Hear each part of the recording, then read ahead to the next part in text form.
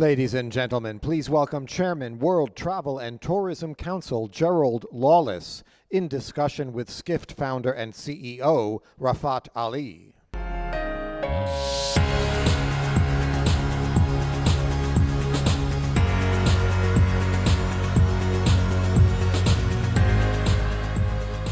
How are you all doing?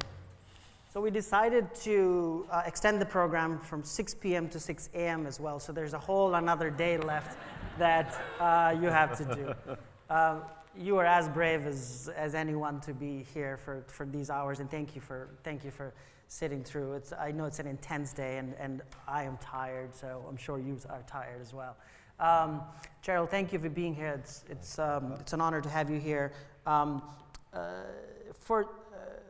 You have a very important policy role that I think a lot of people in the travel industry obviously know, but a lot of people may not know. So obviously you have a whole career that you have in the hospitality industry over the years, but now you've sort of stepped out from it as the chairman of WTTC. Explain WTTC's role, and then we'll get into a bunch of things. Well, first of all, my role as chairman of the WTTC is an elected role for 2 years. So I've already done 1 year.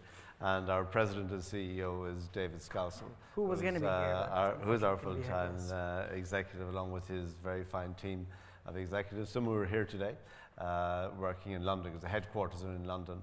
But we like to think that WTTC, first of all, speaks for the private sector of the travel and tourism industry, and that we really work towards speaking with one voice, to getting the message across what we are about as a travel and tourism industry. Because we think for far, far too long we have been misunderstood, and at the same time not given the credit that the industry deserves for what it does in society, both economically and socially. That was my exact presentation in the opening. I could swear that's all they said. That's what I said. That's where I got it from.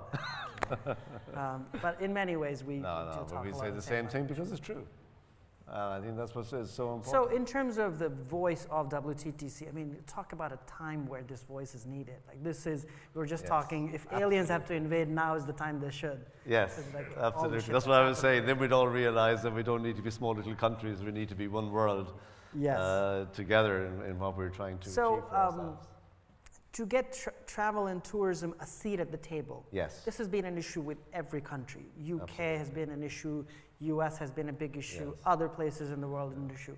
A lot of the countries don't even have tourism ministers, and they don't have at the cabinet level. So how do you bring that voice to the policy level? Well, I think that the WTTC, along with other bodies in the industry, have been very effective over the last several years.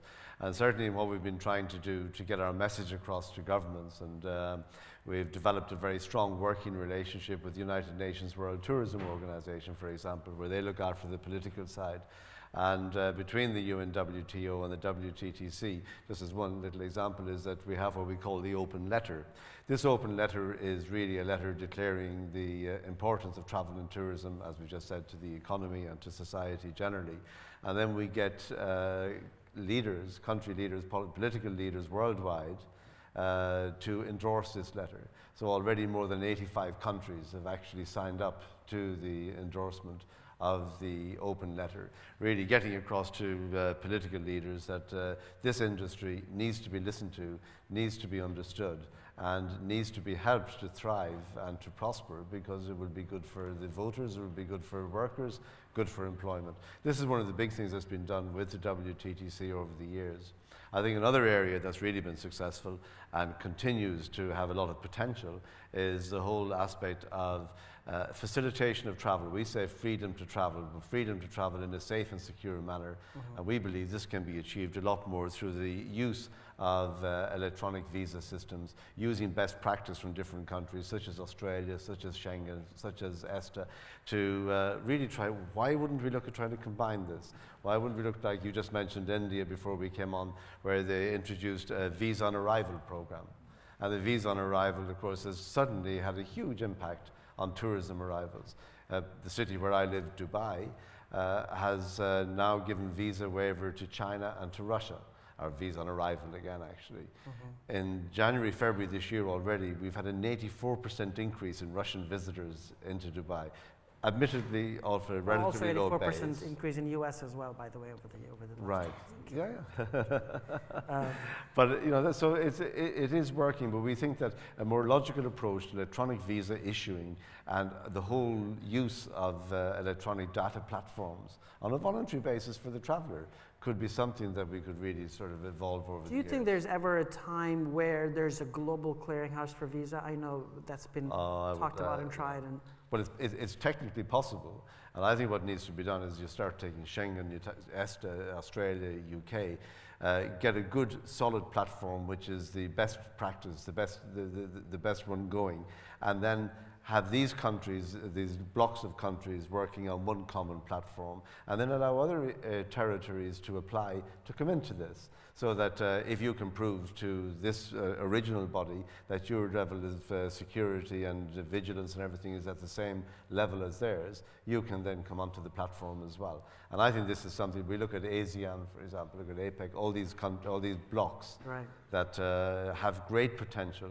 And personally, though it's not speaking on behalf of the WTTC, but personally I believe that a global trusted traveller program could be something that we could aspire to as well. But that's probably for the future, but I don't see why it couldn't, with voluntary issuing of your own data, you can then have your card which makes you a global trusted traveller, and you can go through the fast lanes in these blocks of countries that actually participate. Yeah, I mean, it's amazing. I don't think people realize, and WTTC, UN WTA has done a great job over the last 10 years or something like that. People don't realize what the move from visa regimes to e-visa and online visa and visa-less has done to the world of travel. Arguably, the biggest effect after, let's say, low-cost airlines have done to open up the world in so many ways. No, and while that's happening, the other thing that's happening is we're sort of going back many steps, Brexit and all the changes that are going to happen there, US, which is shutting off to everybody, including the citizens at times as well. So how do you see progress while it seems like everything else is just pulling back? Well, it's a tough one, but I mean, as we see where the issues are. For example, where the United States and I guess Canada is included because it's the North American bloc, do not want to recognize some of the European Union countries within the visa waiver program.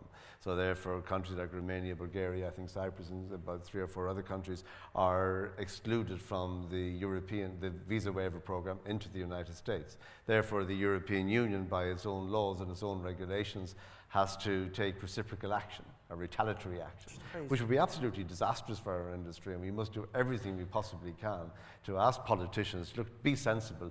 This is an unintended consequence, and it takes really, what I would say, effort on both sides and will on both sides. And actually there are 3 sides, because there's the European Union that enjoys the visa waiver, there's North America that is saying we're going to stop it, and there are the countries who feel entitled as members of the European Union to also have their visa waiver. Like those 3 parties, come on guys, we have to try to get together, and I think that for us, we must keep lobbying within the industry to our politicians and say, please, please be sensible. You're elected to the European Union to represent us in a sensible way, and don't do things just for political reasons which would have huge consequences for our industry and would be really detrimental. So one of the other things that WTTC does to quite a large extent is to think about talent coming into the market and how to make sure that the talent has the right skills to come into the market. And so one of the big things that Skift writes about it quite a bit, which is that how come travel, which is the most progressive expression of human curiosity, how come we're not as sexy as a career as, let's say, tech is these days? Well, I think it's changing. I mean, I've been in hospitality all my career, and people used to say, oh, you don't want to go into hotels that don't pay you. Well, we do pay, and we do attract very talented people. I recently was in Phnom Penh in Cambodia, and I met up with the Swiss gentleman, Pierre Tammy, who has started the Cambodian Culinary Arts Center, where with Swiss companies paying to build this lovely building that he has, or to renovate an existing building, he is opening a culinary school for young Cambodians to come into the industry. And you know that we have seen on research carried out by the WTTC that within less than 10 years, there were at least 42 countries in that research that we are expecting quite a significant talent shortage. So I think because of the talent shortage within the industry, we certainly have a lot more demand for schools and for, say, hotel schools, for aviation schools, for everything within the industry. And they're coming up. We see very much nowadays as well the evolution and development from the point of view of people recognizing that vocational education has a place. Not everybody wants to or needs to or should go to university, and not just in hospitality, but throughout the industry. Right. And these kind of vocational schools now are beginning to be provided on a global basis. And I believe because of shortage, if nothing else, that salary levels and conditions of employment will continue to improve, and that it does become an industry of choice. And why shouldn't it be? I think it's one of the most positive industries on earth. It's one of the fastest growing. It continues to give security of employment for anybody who wants to work diligently within the industry. And we see, I mean, from my little old hotel school in Ireland, where there were 27 people in a class, it's now a fully integrated part of the National University System of Ireland, where they're offering business degrees and master's degrees in hospitality administration, as we do in our Emirates Academy in Dubai. Wow.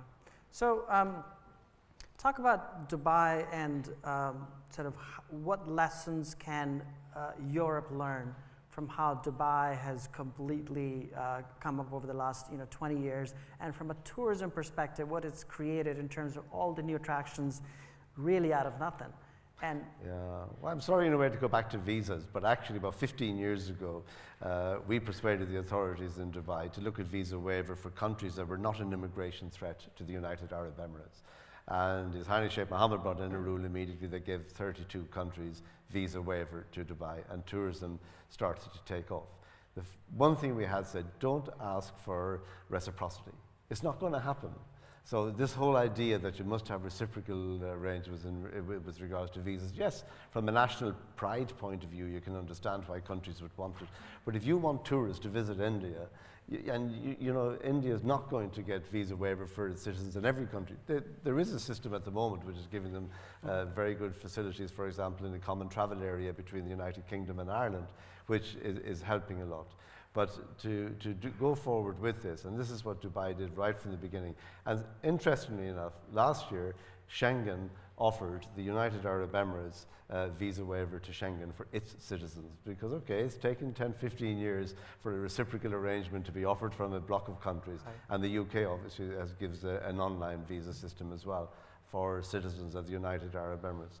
I also think that the airlift has been so vital to the development of Dubai tourism. Without Emirates Airlines, we wouldn't be at all in Dubai tourism what we are today. And then, of course, the facility to be allowed to build more and more hotels. I often tell a story that in 1981, when I was still in Dubai, the Hyatt Regency opened. And somebody who knew an awful lot about tourism at the time 81, there was a Hyatt said, oh yeah, it opened in 1981, 600 rooms, by the way, it was a big one. But anyway, it opened up, and somebody said, now, that's enough hotels in Dubai, we have 7 hotels. Today we have 700 hotels in Dubai, and we're still saying we haven't enough. So it does show that you have to have a visionary leadership that really does facilitate the growth of the industry. But again, it has to be in a responsible way, because I think it's something you and Skift have been talking about very sensibly about what we do with... over-tourism is a term that we coined last year that other people are now stealing our term. No, I'm kidding. We have, by the way, trademarked that term, so if you're using that word, we're going to be paid for it. Or see. The idea that, and you've done work on it, which is that as many parts of the world are closed off, there are many parts, Europe is at the center of it in so many ways, have been overrun by tourism. And the responsible people, I think one of the things we say is that sustainable tourism is like the worst way to market sustainable tourism to the consumers, because they don't give a shit about sustainable tourism. What they do give a shit about, you are the one who can answer this question, but what they do give a shit about is being able to be embedded in the local ecosystem.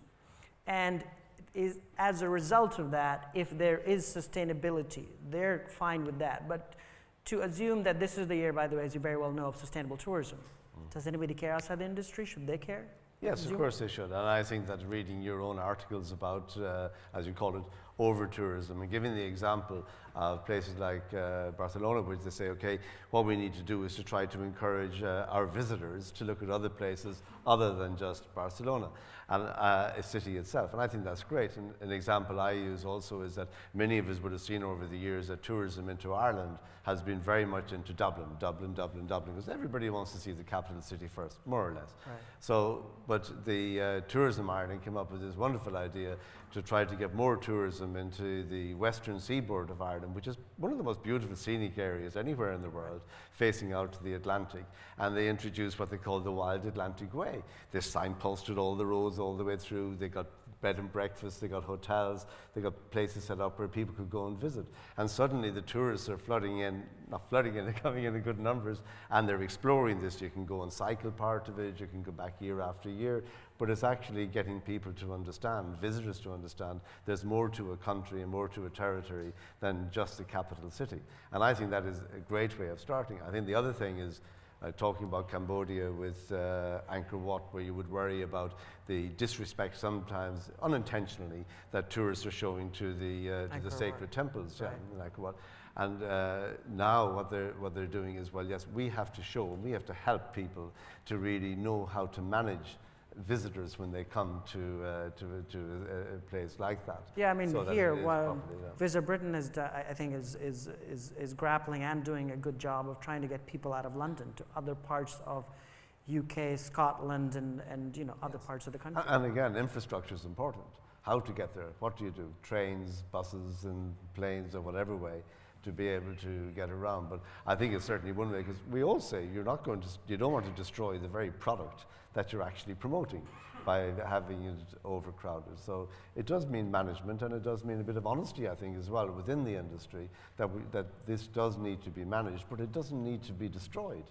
We don't need to turn around and say, right, we're not going to have tourism to Venice, because what's going to happen to Venice then? Yeah. Yes, the population of Venice, for the local population, might have gone down over the decades, but do you think that if we stop tourism, it will suddenly go up again? I don't think so. Is, at what cap, like it's what, 1 billion plus travelers a year now globally, what is the cap that the Earth can bear? Well, it depends on how you do it, doesn't it? It doesn't necessarily depend on the absolute numbers of people, but it's how they travel, it's what they do. And I think that, okay, so there's 1.2 billion international travelers every year, but you know, we would say in a place like Dubai, you would say in a place like London, any hotel would say, well, you know what? We want to get the people to stay longer because that's better value for us. So you might have 1.2 billion and no more, but it doesn't mean you can't have more. And I don't think anybody knows what is the cap, because it comes back very much to how you manage the destination, and how those tourists are educated and shown how they should behave and what they should do. Thank you. We're out of time. Thank you. All right. Thank you very much.